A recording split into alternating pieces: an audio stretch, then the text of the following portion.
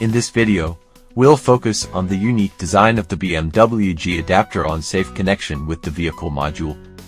With the 3 positioning pins, connection is actually simple. Connection tips. Step 1. Precise alignment.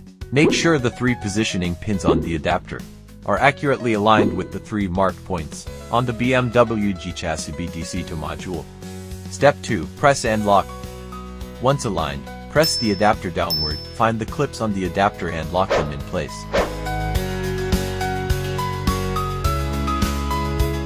Safe removal. First, unlock the clips on the adapter. Then, find a clean, flat surface, and place the BMW-G chassis BDC2 module on it securely. Use both hands to evenly press down on both sides of the module. At this point, the pin header will smoothly pop up and disconnect from the adapter. Finally, lift the adapter straight up. Isn't it super easy to remove? The 3 positioning pins ensure the pin headers won't bend during removal, and also prevent injury from forced connection. Follow the tutorial and give it a try.